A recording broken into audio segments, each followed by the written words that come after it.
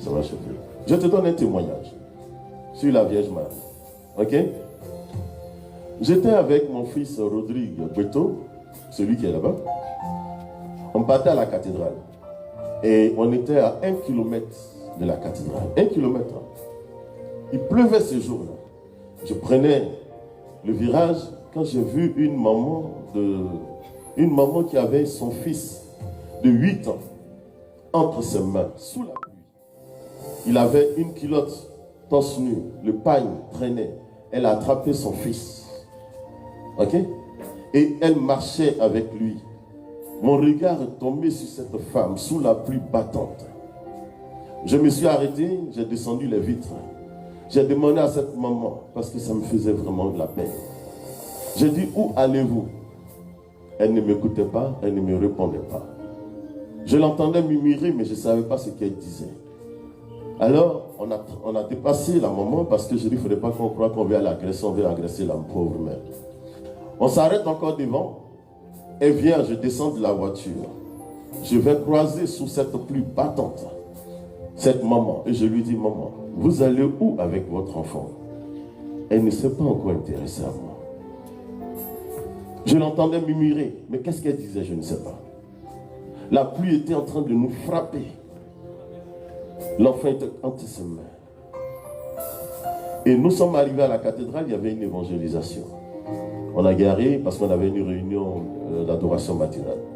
Donc on a garé la voiture, et j'étais en train de causer avec les vigiles. J'avais donné d'eau. Quand les organisateurs de l'évangélisation étaient en train d'interdire une femme, et le vigile qui regardait devant le portail, puisque j'étais en train de causer avec eux, il dit, mais pourquoi ils sont en train d'empêcher la maman là d'entrer?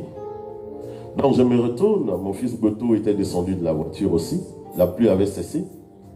Je me retourne, je vois bien que c'est cette maman qui avait son bébé entre les mains, son enfant de 10 ans entre les mains, le poids de l'enfant. Et je suis parti avec les vigiles, Rodrigue. J'ai dit à ceux qui sont là, j'ai dit, personne ne doit interdire quelqu'un d'entrer dans la maison de Dieu. Si vous organisez votre temps de prière, laissez la pauvre femme. Et pendant que je parlais, c'est là l'Esprit de Dieu va me révéler que l'enfant est mort. Elle avait pris son enfant mort à l'hôpital. C'est pas si elle a volé ou à la maison, ou l'enfant est mort, je ne sais pas. L'enfant était sans vie. J'ai touché l'enfant, l'enfant était glacé et il y avait toujours des gouttes d'eau sur le corps de l'enfant. Elle est rentrée et je dis, laissez-la rentrer car son fils est décédé. C'est là que tout le monde va regarder et comprendre que cette mère était remplie de douleur et de peine. Elle est rentrée et j'ai demandé à Rodrigue plus les autres frères de nous accompagner. Non, pleure pas, allons seulement. De nous accompagner à accompagner cette maman. C'est l'église. Elle est venue avec son enfant mort. Tout le monde a vu l'enfant mort, les yeux petits ouverts. Mort. Aucun pouls. Elle a conduit l'enfant à la grotte de la cathédrale. Rodrigue est là. Et j'ai demandé à ce qu'on ne s'approche pas de la grotte. Parce que la puissance d'une femme qui intercède, le diable ne peut pas. Elle a déposé le pagne, elle a déposé l'enfant sur le banc, elle a déposé le pagne sur le sol mouillé, elle a pris son enfant, elle a déposé.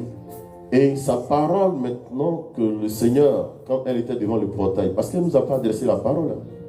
Au portail, c'est là j'ai entendu qu'elle disait « Merci Seigneur, merci Seigneur, merci Seigneur ». Le chapelet de 1000 merci.